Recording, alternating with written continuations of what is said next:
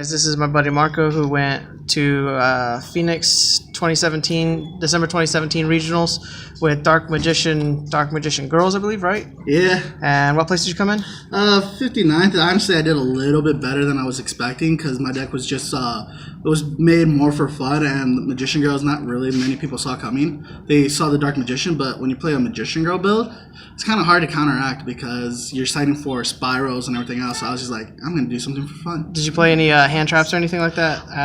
No hand traps. Okay. It was just mine was focused on. They're gonna try to focus on my field instead of my hand. So that's what I did. All right, let's get into it. So of course I played the one Dark Magician Girl. I only played one because you have the Apprentice Illusions in there at 3. So one's really good for now.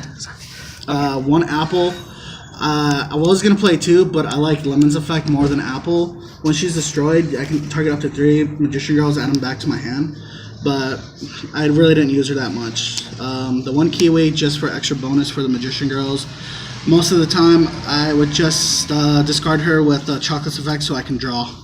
She wasn't really that helpful as much, but she was still there as a backup. 2 berries. A lot of people would go with 3, but I went with 2 because how I didn't really want to see her that much. I only wanted to see 1 copy of her at a time. 3 kind of clogged up the deck for me, and a lot of people did struggle against her because they didn't want to attack or target her because then I just get a Magician Girl, and when she's normaled, I get to add a Magician Girl, so it just worked out in my favor.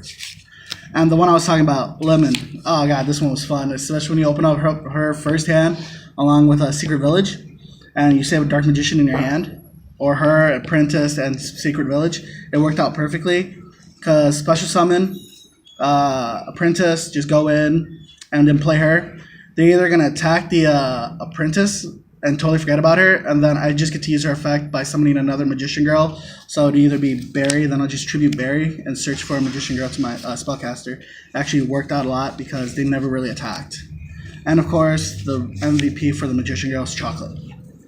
Most of you already know what she does because you do see her in some standard builds for Magicians, but discard a spellcaster, draw 1 card, and most of the time I'd use her with Circle, so get to play my Circle effect first, then go into her. Just worked out for me even better than I expected. And of course you play the 3 Apprentice. Some people do cut it down to 2, but I like 3 because if I get an extra one with her, I discard it for Chocolate, and it just allows me to draw. They attack her, I bring her back, and I still get her effect to get a Dark Magician. So it actually worked out pretty nicely. And then I'm going to go with 2 Magician of Dark Illusions. Honestly, I didn't really like him in the deck. I wish I sided him out most of the time, but there was times where he did come in handy where I discarded him and then he would get specialed. But other than that, he wasn't that helpful in the deck. If I was to actually take him out, I would play probably one more Rod because I only play 2 in my deck, and another Magician Girl, but most of the time he's just a 7 in there for me to help go in my 7 plays, and then 2 Rods. The only reason 2 Rods is because I played 2 Rods is because I had cards to search my deck for other spellcasters, or I had my Magician Girls or the Illusions just to help me get my Dark Magician that I always wanted in my hand. Most of the time I was drawing my circles or navigations within my first 2 turns, so it actually helped me to only cut these down to 2, but I would play 3 coming up next time if I was to play this deck. And then 3 Dark Magicians. Honestly, there's not really much. They're just normal, and it goes really well with the Chocolate and Graveyard, or the Lemon. Lemon in my hand, I can special summon a spellcaster, but its effect's negated since this one doesn't really have since Magicians don't have an effect. They're just pretty much 2500 beat stick, and I get to have my monster's attack, changing the attack, which a lot of people kept questioning and calling the judge on because there's like, that's a redirect. No, it just switches the attack target. It's not redirecting, it's switching it, and you're just... So a lot of people always question that, and it kind of got annoying after a while. It's like, come on, don't you know what they do? Then I realized nobody played it. And then the 1 Gofu. One game, I opened up Gofu, 2 Chocolates, and Apprentice Illusion. So I summoned Gofu, played the Chocolate, and I was just able to go to my Exceeds. And I used my Princess to discard the other Chocolate to get a Dark Magician. Then I used Chocolate's effect to draw, and I drew into a Secret Village of the Spellcasters. I was just like, that's a good hand for me right there. What I was gonna tell you is Metaverse might be good in there too. I was thinking of Metaverse, but there's also a quick play spell card that's like set rotation. But if your opponent has a spell card, field spell, you can activate a field spell from your deck. It's called Pop Well, Up. Metaverse lets you activate it from the deck as well. I thought it goes face down. No, it. Well, we'll have to look at it, but it was. Now I was for thinking my, that might be kind of spicy in there. I was thinking there's a lot of stuff I'm thinking about switching in the deck just because I want to keep trying. Yeah. For my spells, one Raigeki, of course, most standard. 1,000 Knives, and a lot of people. Me included. I questioned this card. I mean, did it help you a lot? It did because it bait out a lot. It baited out. Oh, I'm going to So you discard would this for set target it. No, I would activate it, and I tell him it targets. It does target. The new ruling does target. One guy actually had to call a judge over on me because even though I told him it targeted, he was still questioning me. I was like, I wouldn't make up my cards. I am not that type of player. But it does, don't negate this one just to save a monster, which allows me to use other spells. It's one of those that I would use before Raigeki. Mm-hmm. So, I'm going to use this targeted monster. Well, negate it. All right, Raigeki. They're like, what? Yeah, you just wasted your one thing. Of course, 2 Secret Villages. I did sign them out.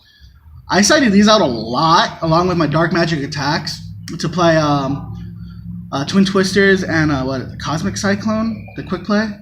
Yeah. So that was only against Pendulum Magicians. That's the only deck that I actually had to side these out for. Everything else had a problem. Ayatamize. Oh my god. Okay, so I played these a few times to get out my fusion, but the first round I went against was Invoked, and we went into game 3. I won the first, he won the second, and the third one he had a Makaba on the field. So I played Ayatamize. He negated it, which then allowed me to go into my rank 7 spellcaster. And he was like, I should have just let you go with the Ayatamize. I would have got rid of the dragon. I was like, but you didn't. Yeah. So Ayatamize was a really good help. 2 dark magic attacks. A lot of people did not see this coming. Well, who's going to see something that destroys an entire back row of your opponent and does nothing really to you? One of the beautiful things about the Dark Magician is that card right there. I'm sad that they're not first edition, but they're still original, so that's nice. But yeah, these were actually really good cards to play, especially if you're playing against cards that needed back row. Like it helped against Pendulum Magician. It did a little damage to Spiral, and I didn't get to play any Paleozoic, so I was kind of sad about that because I really wanted to use it against them. And then the other Dark Magical Circle. This one game I actually played all 3 of my Magical Circles, and it was actually quite fun because I activated Magical Circle, and within that one it was this one, so I had to grab it, and then I activated that one, and then I came to this one. I was just like, really? All 3 of you get off by the effect? Oh, come on. But so when they destroyed one, I still had 2 more. They were just like, god damn it. Pretty much kind of win condition for the Dark Magician deck. It really is, but there's others. Of course, I played the 3 navigations. I did side out like my navigations, 1 navigation at like some point, just because 2 was more handy than 3. But when I had 3, it was discarded for Twin Twister when I played it. This actually went well with my Apprentice and the Chocolate too, because if I didn't have anything else and I already used Chocolate's effect, I'd activate Navigation for my Magician, Special Summon it, then I still have cards in my hand, just continue my plays for next turn. Nice. So it was helpful. Then the 3 Eternal Soul. I did side out an Eternal Soul too for other traps, like my D barriers, which were really great against Pendulums and Invoked, and just allowed me to go off with my stuff. I'd activate this. Actually saved me a few times during the battle phase because they'll attack. I would activate it, especially summon a Dark Magician. It's not during the damage step, so it's all legal. That's what people don't understand, is that they think it's during the damage. No, I'm activating after the first attack. Then I special summon my Dark Magician. They're like, are you dead yet? No, I got my Dark Magician defense mode. Ha! And it was just one of those where like, well, I'm going to try to stall as long as I can to do something. And then 2 Strikes. Sweet. Only 2 because I have a total of 6. But I can't find my 3rd one for some odd reason. I looked through all my stuff. I know I have it somewhere at home, but I just can't find it. So I played 2 because another deck has 3. But these actually did come in handy. oh, pendulum. They'll pendulum, bring out all their monsters, strike it. They're like, well, you're supposed to let me. I'm supposed to let you know how many. No, you pendulum how many you're gonna do, and then I strike. People think, oh, I'm supposed to ask how many you're gonna do. No, it's just oh.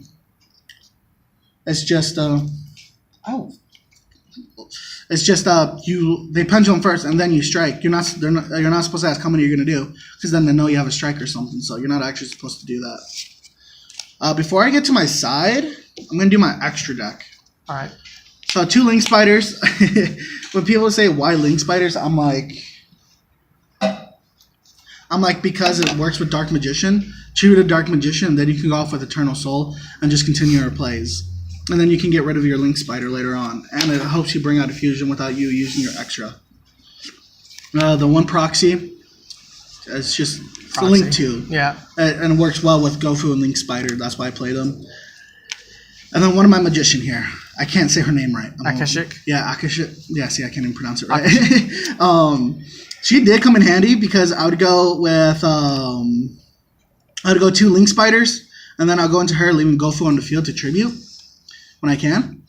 But she would be handy if I have a secret village and no spellcasters. She's a spellcaster, so they're like, I can't make spells. No, you can't. She is a spellcaster. Yeah. So it's pretty helpful. And the 1 decode, that's it. That's all I played for my links, 5. And then for my exceeds, I played also 5. 2 of the Illusion Magician, only this one. I don't really like the other one because his effect only works with quick plays, and I'm not really playing that many quick plays in here. So it doesn't really help me. And this is one of the guys I played against. I was playing the Macabre I was telling you about. I bring him out, and I already had Dark Magician on the field, so I special summoned another one. I attacked, and I activated his effect to banish. He called the judge over to make sure that the Dark Magician attack doesn't attack again. I was like, no, his effect is banishing. The attack is going to be a replay. So, but he had to call the judge. He had to call the judge just to make sure it was played right. I was like, all right, whatever. The one big eye, just kind of standard. He's a spellcaster and he allows you to do stuff with your opponent. This one I would consider taking out at one point, but I decided not to just for the main fact because I'm playing 4 level 6 monsters, and there's plenty of times where I summoned him first. Plus, you can also use this as a rank of material for illusion. So, but most of the time, I already had like a lot of Dark Magicians out on the field in 7, so I just use those. But her effect, or his effect, I don't know what it is, came in handy so much when they activated something before I did other plays. I ditched one and just negated it. It really came in handy. And of course, the one Red Eyes Flare Metal. Flare Metal. It was alright. I never really went into him like I used to when I played the deck with just Dark Magicians, but it worked. But I was thinking of switching on my ultimate for my Ghost Rare. Just to make it more shiny. Never really went into my Dark Magician Girl, the Dragon Knight. Didn't go into my Dark Paladin often. Didn't go into my Amulet. So these are the 3 I never really went into, but I could have. The ones I went into were these right here. Just because it protected my spells and traps. Just helped me so much. Yeah. I saw him a lot playing at regionals. He was my main go-to one when I had it.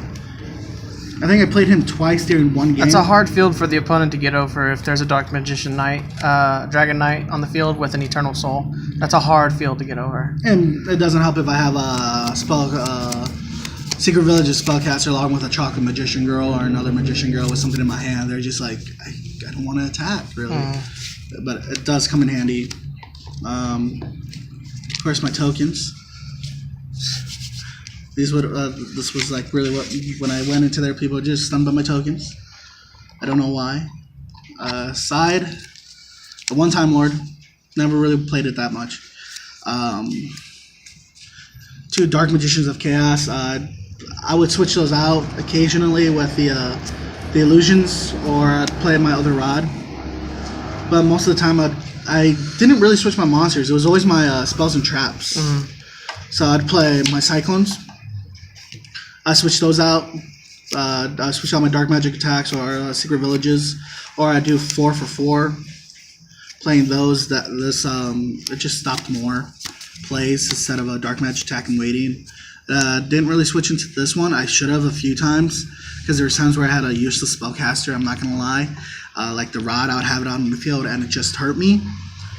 So I'd probably switch into that. I am actually thinking about taking this one out of my deck completely Yes, I know I play a lot of my spells easily, but it can't search Ayatomayas, and most of the time we already have navigations, Eternal Souls, or Magical Circles out on the field or more in our hand to save, so it really doesn't help it as much anymore. I did switch from warnings at some points, but most of the time when I switched my traps, it was D-barriers, dimensional barriers. The second game, I would go set 1, because for some odd reason my opponents always let me go first. I don't know why. Honestly, I think they just wanted to see what I played and what I switched out, and I activated D-barriers, and it's just like, oh shit, there goes my deck for a little bit, and it just allows me to set off. One Dark Renewal, never played into it, never actually sided for it. I did side for this once, and I named spells, and the guy had nothing but traps left in his hand. Let's see.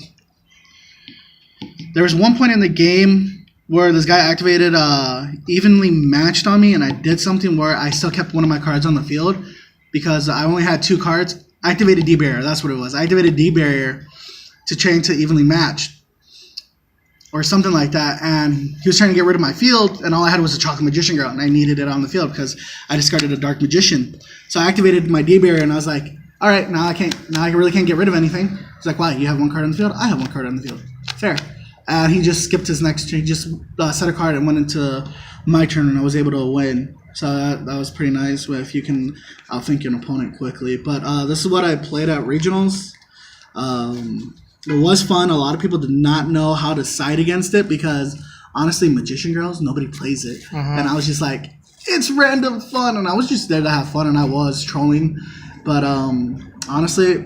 you said 51st or 59th? 59th. 59th, that's not bad, though. That's not bad. The only reason that happened is because one of my opponents was taking too long on their turn. Yeah, that was... But he was playing World Chalice, but he didn't know exactly what he was doing. And it was just slow for me, and I was just like...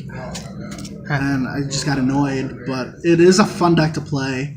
There's a lot of stuff that can be fixed, but that's set for any deck to be fixed. All right, awesome, man. All right, guys, that's Marco, Team NoblePlayz. Make sure you give us a like, I'm a comment, new member. subscribe, and check out our other videos. All right, have a good day.